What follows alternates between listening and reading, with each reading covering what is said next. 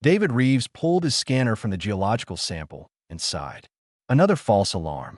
The miners at Outpost 7 had been absolutely certain they had found something extraordinary buried in the old lava flows. They had called it a dragon egg with such conviction that the colonial administration sent their best debunker to investigate. That debunker was David. For 15 years, he had built his reputation by explaining away every mythical creature claim on every frontier world. The galaxy was full of strange life, but it was just life. Biology, chemistry, physics. No magic, no legends, no dragons. The object in question sat on the examination table, roughly the size of a cargo container. Its surface shimmered with colors that shifted when he moved around it. Beautiful, certainly. Mysterious, perhaps. But David's instruments told the real story. Crystalline matrix with bioluminescent bacteria colonies. Rare, valuable even, but perfectly explainable. So what is it, Doc? The mine foreman, a stocky woman named Patricia, leaned against the doorway with her arms crossed. Exactly what I said it would be when I arrived. David packed his equipment into his field case. A geological formation. The bacteria inside create the light show. Your miners probably disturbed it when they were drilling, which activated a dormant colony. It happens. Patricia's disappointment was visible. The guys were so sure. They said it hummed at night. Said they felt something from it. Pattern recognition. David closed his case with a snap.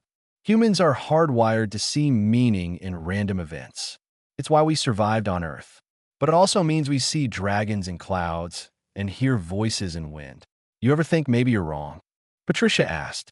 Maybe just once, something could be what people say it is. David smiled without warmth.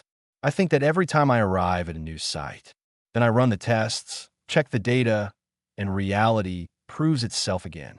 I'll file my report by morning. The formation should be stable enough to extract if your company wants to sell it to a museum. He turned toward the door, ready to head back to his quarters and sleep before the morning shuttle.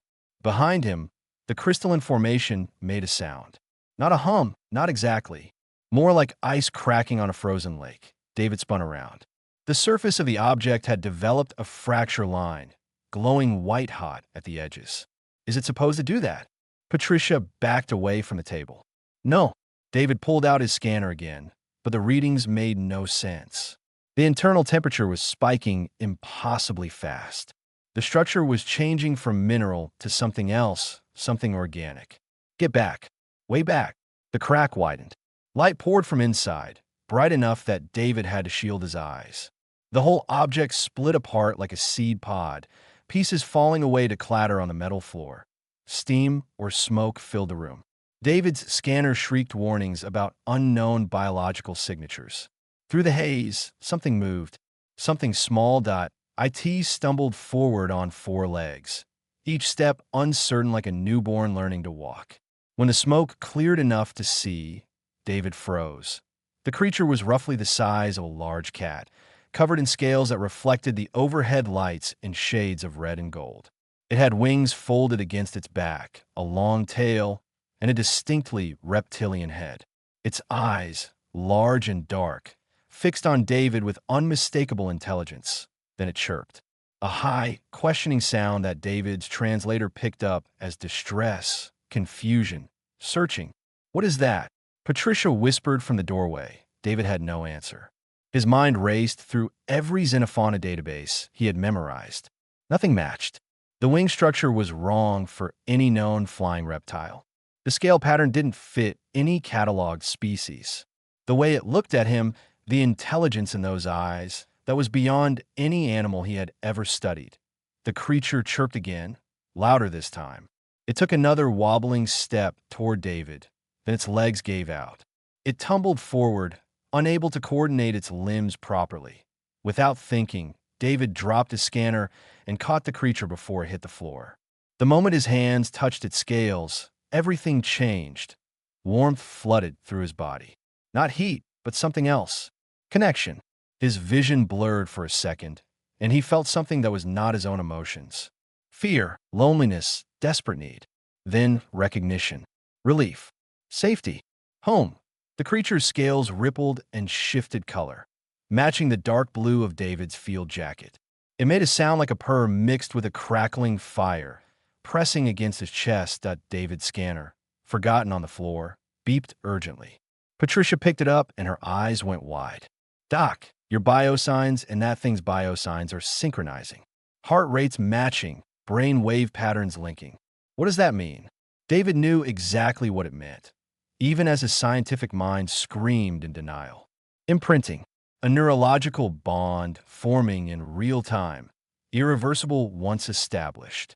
The creature had locked onto him as its parent, its anchor, its family. This is impossible, David said, but his hands held the creature gently, protectively. This species doesn't exist in any database. This kind of bonding doesn't happen with humans. This is all impossible. The creature, apparently unconcerned with impossibility, fell asleep in his arms. Its breathing synchronized with his within seconds. Patricia stepped closer, staring at the creature with wonder. You know what it looks like, right? You know what everyone's going to say. David closed his eyes. Yes, he knew. Every culture in human history had stories. Every colony world had legends. Flying reptiles that bonded with humans, that breathed fire, that were more than simple animals. Don't say it, he warned. It's a dragon. Document. You found an actual dragon. It's an unknown xenofauna species exhibiting unexpected bonding behavior. Nothing more. But even as he said it, the creature's scales shimmered with colors that shouldn't exist in nature. Even as he denied it, his heart rate stayed matched with the sleeping creature's. Even as he rejected the label, he knew his life had just changed in ways he couldn't yet understand. Patricia grinned. Whatever you say, document whatever you say. 3 days of pure frustration had passed since the creature hatched. David sat in his temporary quarters, trying to write his report while the creature climbed over his shoulders like an oversized, scaly parrot. Every time he pushed it away, it made a pitiful, crying sound that physically hurt to hear. Every time he gave in and let it stay, it purred and his concentration vanished completely. The thing had grown. Already, it measured the size of a medium dog, gaining mass at a rate that defied normal biology. David had run every test he could think of. The creature's cells divided faster than any known organism. Its metabolism burned at temperatures that should cook it from the inside. And its intelligence, that was perhaps the most disturbing part that IT understood him. Not just simple commands, but context, meaning. When he talked to himself while working, it watched his face and responded to his emotional state. When he felt frustrated, it rubbed against him. When he relaxed, it relaxed. The bond was deepening, and David hated how natural it felt. You were specimen XF1, David told it for the 100th time. Not a pet, not a companion, a research subject until I can transfer you to a proper facility. The creature, currently draped across his desk and blocking his screen, yawned to show rows of sharp teeth. Then it deliberately pushed his coffee mug with its nose, watching his reaction. Are you testing me? David moved the mug to safety. That's problem-solving behavior. That's tool recognition. The creature blinked slowly, seeming almost amused that a knock on his door provided a welcome distraction. David opened it to find a woman he vaguely recognized from academic conferences. Dr. Rachel Foster, comparative mythologist. She studied legends across different cultures and species, looking for common patterns. David had publicly debated her twice about the difference between mythology and reality. I heard you found something interesting, Rachel said, walking in without invitation. She stopped when she saw the creature. Oh, David, do you have any idea what you have here?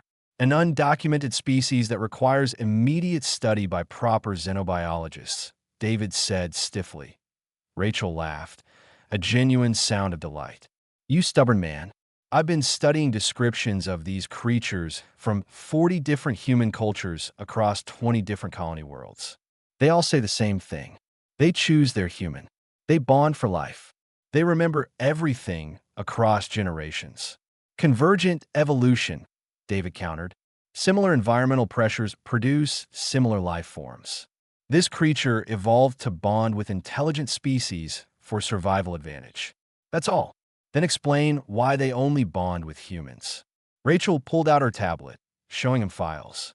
The tall folk have records going back 1,000 years. Dragons appeared among human populations during the Ice Age on Earth. They appeared again when the first colony ships landed on New Terra and plague hit. Every single recorded case involves a human, David. Only humans. The creature chirped and actually flew, across the room to land on Rachel's shoulder. It sniffed her curiously, then returned to David, satisfied with its investigation. See, Rachel pointed. It checked if I was a threat to you. That's protective behavior. That's what the legends say they do. It's curious about new people. Normal animal behavior. Before Rachel could respond, alarms blared throughout the outpost. The emergency channel crackled to life. A mining tunnel had collapsed in Sector 4. 8 workers trapped, oxygen running low. Standard rescue equipment couldn't reach them fast enough through the unstable rock. David rushed to the window. He could see the rescue teams gathering, but even from here the problem was obvious. The collapse had created a maze of broken stone that could shift and crush anyone who tried to navigate it. The creature pressed against the window, staring at the disaster site. Its scales shifted to dark, angry red. It made a sound David hadn't heard before, a deep thrumming that vibrated his bones. What's wrong with it?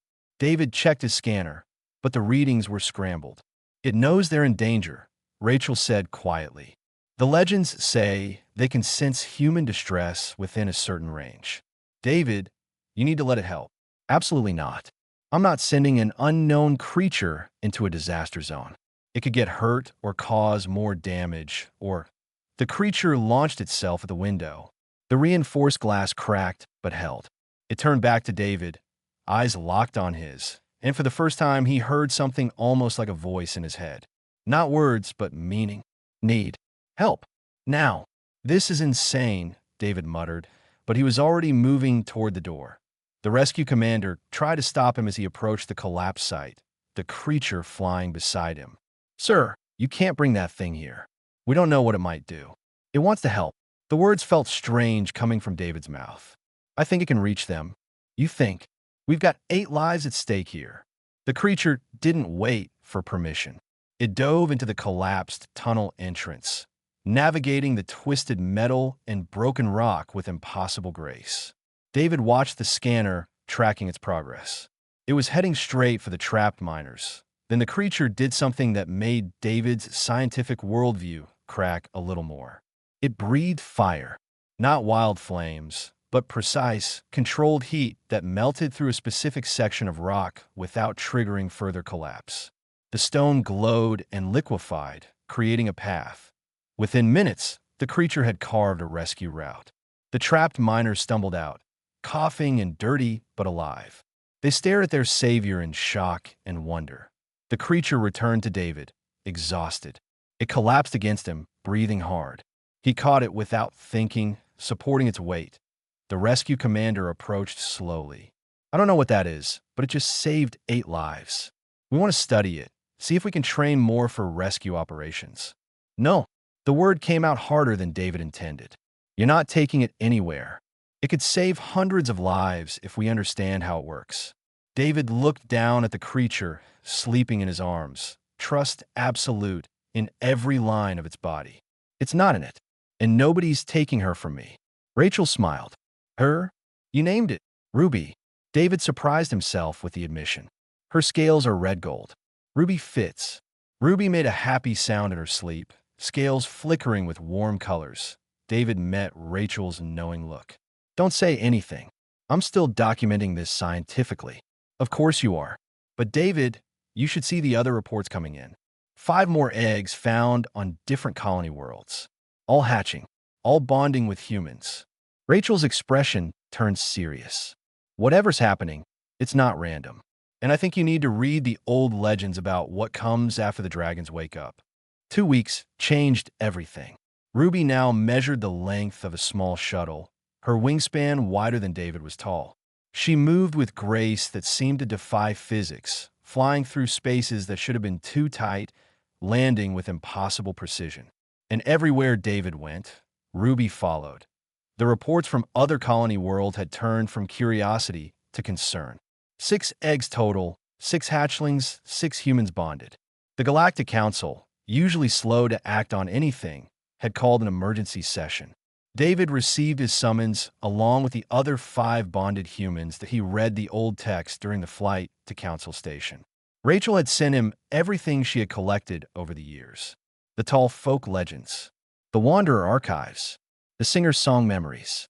All different species, all different time periods, but the stories matched in disturbing ways. Dragons appeared when humans faced extinction. They bonded to anchor themselves in reality. They remembered threats that organic minds couldn't hold. And they always came before something terrible arrived. Ruby senses worry. She curled around his seat in the transport ship, a living shield of scales and warmth. David ran his hand along her neck, feeling the bond pulse between them like a second heartbeat. The council chamber held representatives from 60 species. Some were humanoid, others so alien that David needed a translator just to identify which part of them was speaking. The gallery was packed with observers, journalists, protesters. Fear filled the air like smoke. David stood with the other 5 bonded humans. A farmer from New Terra, a teacher from Frontier 7, a mechanic from the Bell Colonies, a doctor from Hope Station, a teenager from the mining guild who couldn't be older than 17. All ordinary people, all now bound to creatures that shouldn't exist. The council chairman, a multi-limbed creature whose species name David couldn't pronounce, opened the session. We gathered to discuss the dragon emergence, the return of beings from legend and myth. We must determine if they represent threat or opportunity. A representative from the tall folk rose, ancient and dignified. Her name was translated as Grandmother Willow, though David doubted that was exact. She had lived for over 800 years, and her eyes held memories that made David feel like a child. I remember the last time, Grandmother Willow said. I was young then, barely a century old. Dragons appeared among human settlements on the outer rim. 3 bonded pairs. We thought them curiosities, myths made flesh. Then the plague ships came. The chamber went silent. The plague ships carried a disease engineered to kill all organic life. They drifted between systems, automated and merciless. Conventional weapons could not stop them because they had no crews to kill, no systems we understood. But the dragons could. She looked at David, at Ruby coiled protectively around him. Their fire did not burn with heat alone. It burned with something we called remembered fire. Reality itself rejecting what should not be. The dragons destroyed the plague ships by unmaking them, by declaring they could not exist. Then, when the threat passed, the dragons faded. Back to egg, back to stone, back to waiting. A council member objected, mandibles clicking rapidly. Ancient stories prove nothing. These creatures could be a new weapon, a new threat. We should contain them, study them, control them. Ruby growled, a sound that vibrated through the entire chamber. The other 5 dragons echoed her warning. David felt Ruby's anger through their bond, but also her certainty. She wasn't a weapon. She was a partner. You can't control them, David said, his voice carrying despite his nerves. They choose. We don't command them. We work with them. And I think Grandmother Willow is right. They're here because something's coming. Speculation. The council member hissed. Based on myths and feelings. The chairman interrupted. Perhaps this debate is premature. We have new data from our long-range sensors. He activated the display, showing the galactic map. At the edge beyond explored space, massive red markers pulsed. 3 months ago, we detected anomalies. Ships were sent to investigate. None returned. Yesterday, we lost contact with 2 outer colonies. Before the signal died, they sent this. The recording played. Static, screaming, then a voice barely recognizable as human. They're not ships. They're not alive. They just erase everything. They're coming and we can't stop them, and silence. David felt Ruby's attention lock onto the star map. Her eyes fixed on specific coordinates, the exact location of the anomalies. She growled again, deeper this time, and David understood. She recognized this threat, not from his memories, but from her own. From memories passed down through generations of dragons, encoded in instinct and DNA. They know. David said. The dragons know what's coming. They've faced it before. Grandmother Willow nodded. The old texts call them the Void Fleet, machines that consume life. They have swept through other galaxies, leaving nothing behind. They adapt to any weapon, counter any strategy. Technology cannot stop them because they are technology perfected to destroy. Then what can stop them? The farmer's voice shook as his dragon, green and silver, pressed against him for comfort. Partnership, Rachel said from the observer gallery. Everyone turned to look at her. I've been cross-referencing the texts. Dragons alone can't maintain their full power. They need human anchors to exist fully in our reality. Humans alone can't fight the Void Fleet with conventional weapons. But together, human and dragon, belief and reality working as one, they become something the Void Fleet can't predict or counter. The teenage girl spoke up, her dragon barely larger than Ruby. So, we're supposed to save the galaxy? Us six and our dragons against an endless fleet of killer machines? That's insane. Yes, David agreed. Completely insane. Impossible. Against every rational thought I've ever had. He looked at Ruby, met her ancient eyes, felt the bond between them stronger than steel. But I stopped believing in impossible the day Ruby hatched. If the Void Fleet is coming, if these dragons woke up to stop it, then I'm with her. All the way. The other 5 humans nodded, one by one.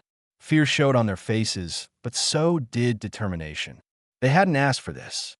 None of them believed in dragons before their partners chose them. But now, facing the darkness at the galaxy's edge, they chose to believe. The council erupted in debate, but David stopped listening. He rested his forehead against Ruby's scales and felt her certainty flow through him. They had time, but not much. The Void Fleet was coming, and ready or not, 6 impossible partnerships would stand between civilization and extinction. Training felt wrong. David had spent his whole life believing in observation, documentation, careful study. Now he stood in a converted cargo bay learning to sync his thoughts with a creature that breathed fire and flew without wings, making proper aerodynamic sense. Rachel worked with all 6 pairs, though she admitted freely she was making up half of it. The texts don't give us instructions, she explained during their 3rd day. They just say the bond must deepen. Human and dragon, thought and action, becoming one unified response. The farmer, a quiet man named Henry, struggled the most. His dragon, who he called Jade for her green scales, was the largest of the 6. She could level buildings with her fire, but Henry flinched every time she unleashed it. I grew things my whole life, he said after another failed drill. I never destroyed anything. I don't know how to think like a weapon. You're not a weapon, David said. Neither is Jade. Your partner's facing a threat together. That's different. Ruby demonstrated by creating a small flame in her mouth, holding it steady like a candle. The fire shifted colors, purple to blue to white. David felt her invitation through the bond. He reached out mentally, not commanding, but suggesting. The fire turned gold, his favorite color. How did you do that? The teenage girl, Sarah, watched with her dragon Star perched on her shoulders. Star was smallest of the 6, barely larger than a horse, but her scales shimmered with silver light. I stopped trying to control her, David admitted. I just thought about what I wanted, and she understood. It's like dancing with a partner.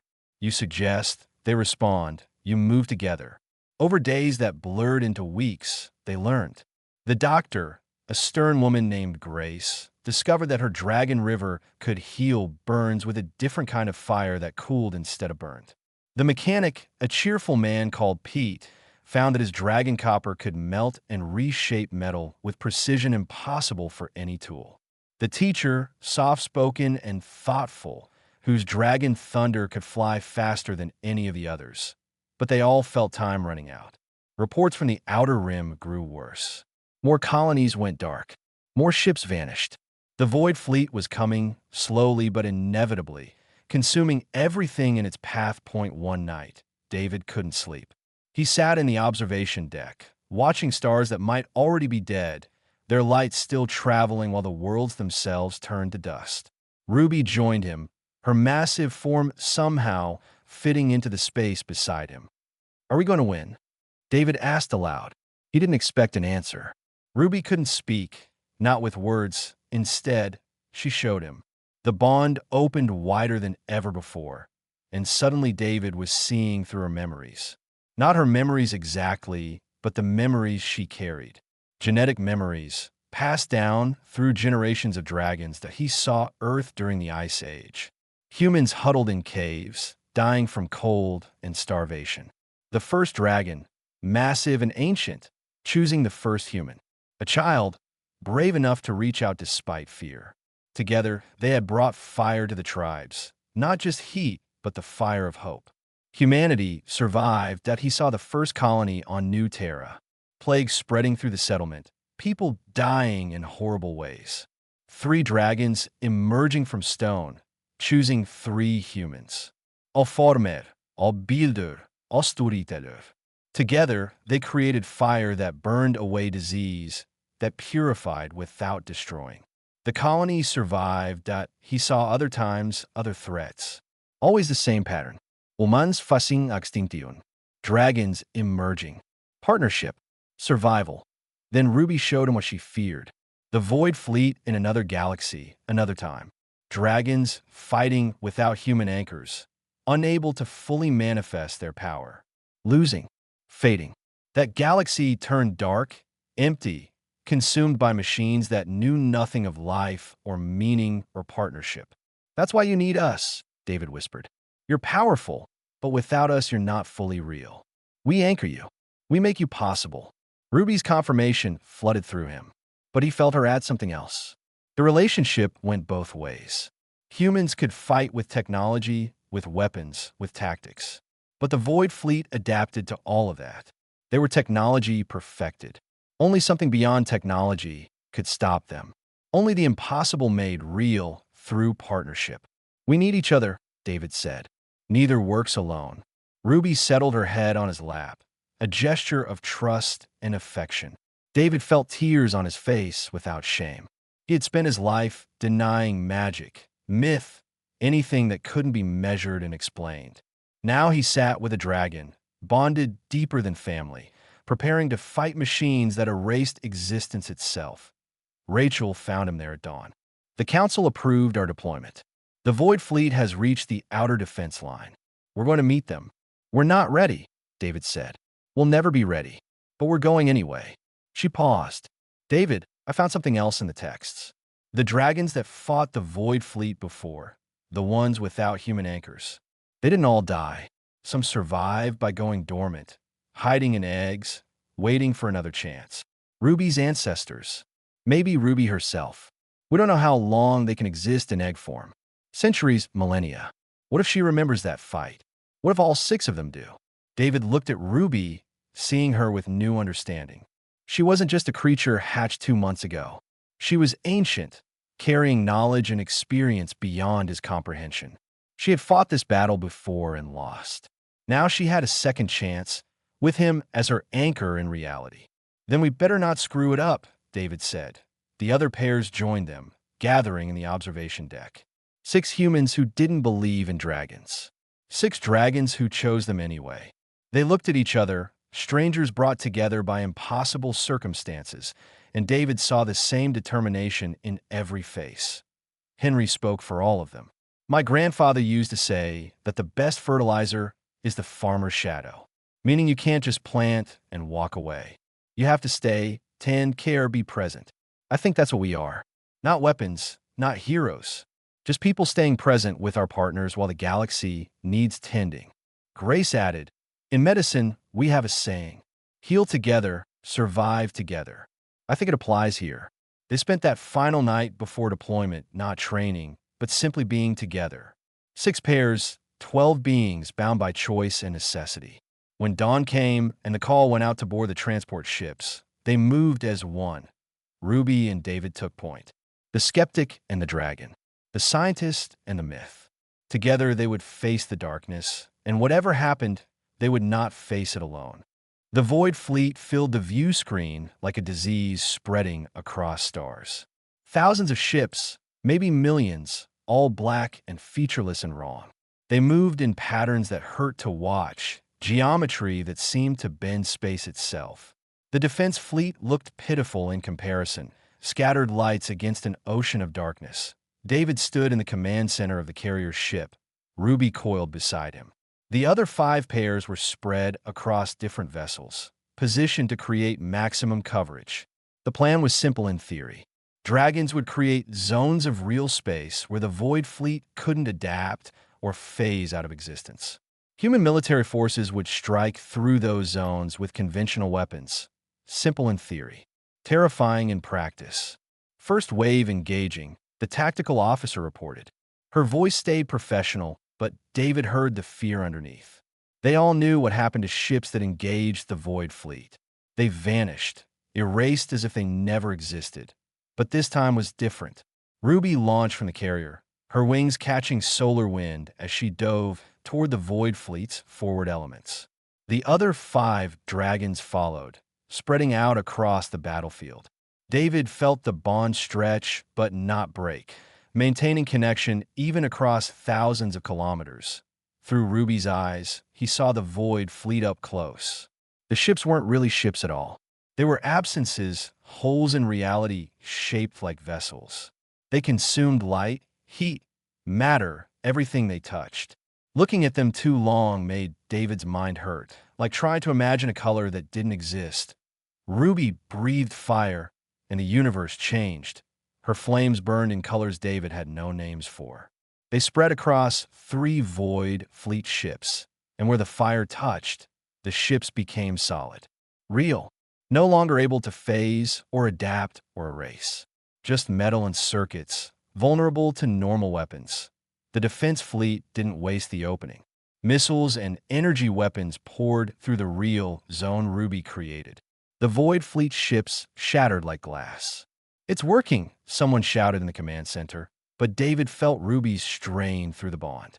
Holding 3 ships in reality took immense effort. The Void Fleet had thousands more, and they were adapting their tactics. Ships started targeting the dragons specifically, recognizing them as the primary threat. Jade, Henry's dragon, took a hit. Something like a beam, but not light, cut across her wing.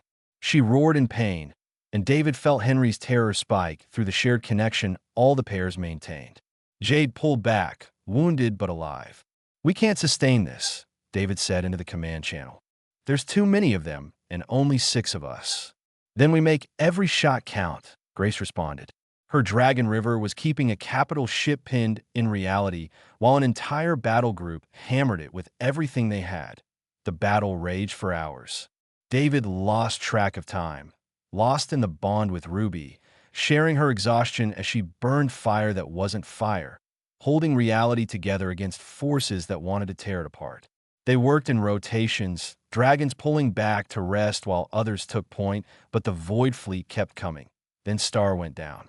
Sarah's dragon, the smallest of the 6, took 3 direct hits trying to protect a damaged frigate. David felt Star's pain through the bond network, felt Sarah scream as her partner fell. "No."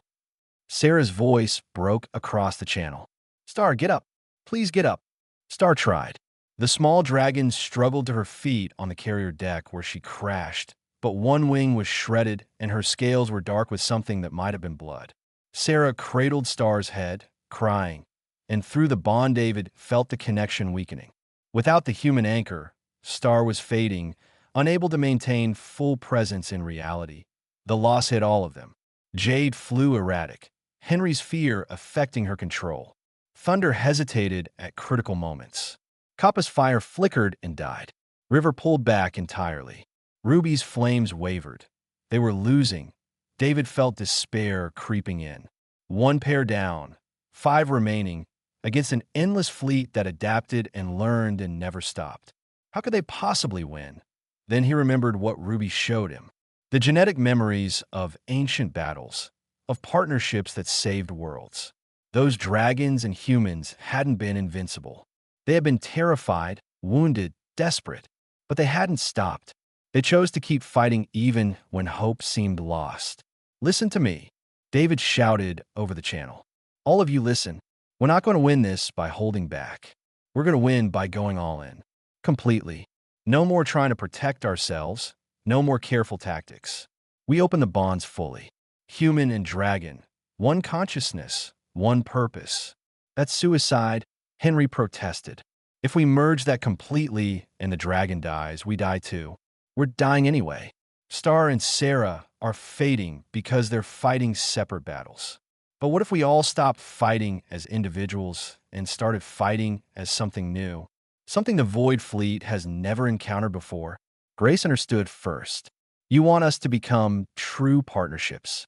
Not human plus dragon, but something that's both and neither. Yes. Ruby, are you with me? Ruby's affirmation flooded through him like sunrise. She had been waiting for this, waiting for him to finally let go of his fear and doubt and merge completely. David took a breath and opened every barrier he had maintained. His consciousness flooded into Ruby and hers into him. The universe exploded into new dimensions. David could feel solar radiation on scales that were his but not his. He could sense gravity wells and electromagnetic fields and quantum probabilities. His body was flesh and scale, bones and wings, limited and infinite. He was David Reeves, skeptical scientist. He was Ruby, ancient defender. He was both, merged into something greater than either alone. The other pairs followed. 5 unions, 5 new beings that existed in the space between human and dragon. 5 points of absolute certainty that reality was what they declared it to be. Together, they attacked, not with fire alone, but with the power of belief made manifest. They declared that the Void Fleet could not exist, and reality listened. Ships dissolved like nightmares at dawn. Entire formations vanished, unmade by fire that burned with the power of partnership. The Void Fleet tried to adapt, but how do you adapt to the impossible? How do you counter belief backed by ancient memory and human determination? You can't. The battle turned. The Void Fleet broke, and 6 merged beings pursued, burning away the darkness with fire that remembered every victory humans and dragons ever won together. The aftermath felt hollow. David separated from Ruby slowly, the merged consciousness pulling apart like separating joined hands. He gasped, suddenly limited to one body again, one perspective, one heartbeat instead of 2 synchronized as one. Around him, the other pairs went through the same painful division, becoming individuals again after existing as something greater. The Void Fleet was gone. Driven back beyond the galactic rim, their numbers shattered. The defense fleet celebrated, but David felt only exhaustion. And loss. Star hadn't made it. The small silver dragon had faded during the final push, unable to maintain her existence without the complete merger. Sarah sat on the carrier deck, staring at the empty space where her partner had been. No body remained, just memories and an ache that David felt through the bond network. They all still shared point 2 other pairs had survived with their humans wounded but alive. Grace had broken ribs from when River took a direct hit. Pete lost his left arm when Copper shielded him from an explosion. But they lived, and their dragons lived, and that counted as victory. The Galactic Council tried to celebrate them. Parades, medals, offers of titles and positions. David turned it all down. So did the others. They weren't heroes looking for glory. They were ordinary people who partnered with extraordinary beings when the galaxy needed them. But the attention wouldn't stop. Scientists wanted to study the bonds, replicate them, create more dragon-human pairs. Military strategists wanted to weaponize the merger, turn it into a tactical system. Politicians wanted to control who could bond and how. David stood before the council one last time, Ruby at his side. "You can't force this," he said firmly. "Dragons choose. Humans accept. You can't manufacture either side of that equation. What we did, what we became, that only works through genuine partnership built on trust and choice. Then what do we do with the new eggs?" The council chairman gestured to reports. 17 more have been found across human colonies, all warming, all preparing to hatch. Will you help coordinate the bondings? David looked at Rachel, who nodded. We'll help, he agreed, but not to create soldiers or weapons. We'll help people understand what it means to partner with a dragon, to trust something that shouldn't exist, but does anyway. The council didn't like it, but they accepted. They had no choice. The dragons only responded to their bonded humans. Without cooperation, they had nothing. David and Ruby returned to Redwood Station, where this had all started. The outpost seemed smaller now, quieter. Patricia greeted them at the landing pad, grinning at the sight of Ruby's massive form. "You really did it," Patricia said. "Saved the whole galaxy with a dragon you swore didn't exist." "I was wrong," David admitted easily. "About a lot of things. Being wrong doesn't make you a failure. Refusing to accept when you're wrong, that's the real problem." He set up a small training center in one of the old mining facilities. Nothing fancy, just a place where newly bonded pairs could come and learn. Not combat training or tactical deployment, but how to listen to their partners, how to trust, how to merge without losing themselves. The first student arrived 3 weeks later. A young woman named Amy who bonded with a dragon she called Dawn. Amy was terrified, overwhelmed, convinced she couldn't handle this responsibility. "How do you know it's real?" Amy asked during their first session. "How do you know you're not just imagining the bond? Making it up because you want it to be true?" David smiled, remembering asking himself the same question. "You don't know," he said honestly. "That's the point. Faith is for believers who need certainty. We're partners. Partners work together through doubt and certainty, fear and courage, success and failure. You don't have to believe in Dawn like she's a religion. You just have to work with her like she's family." Ruby rumbled agreement, resting her massive head on Amy's shoulder. Dawn chirped nervously, then mimicked Ruby's gesture with Amy. Over months, more students came. Some adapted quickly, others struggled. David worked with each pair individually, sharing what he learned. Rachel helped, bringing her knowledge of the old texts and legends. The other surviving bonded pairs visited when they could, sharing their own experiences. Henry and Jade started a garden together, growing food for the training center. Grace and River established a medical facility for treating bond-related injuries. Pete and Copper built living spaces adapted for both human and dragon comfort.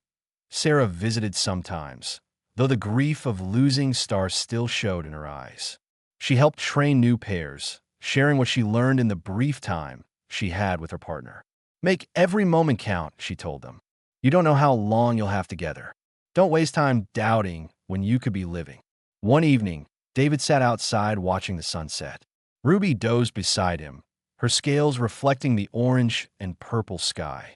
A new student approached, hesitant. "Professor Reeves? I'm supposed to start training tomorrow. I'm Marcus, and my dragon is called Smoke. Can I ask you something?" "Of course." "Why us? Why do dragons only bond with humans?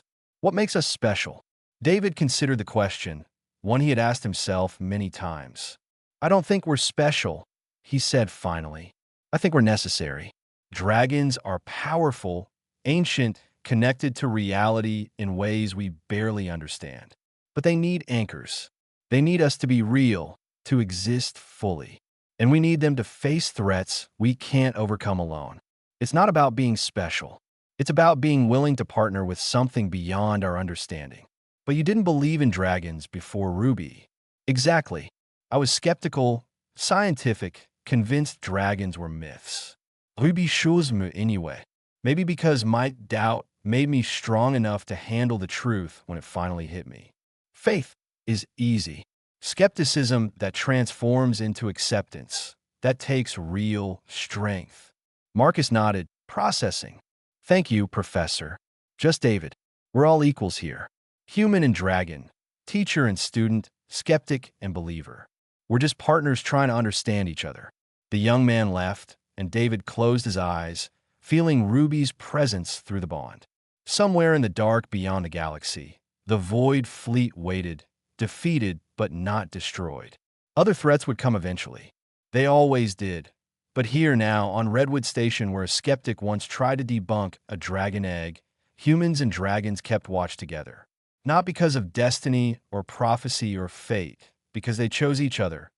Every single day, that was enough.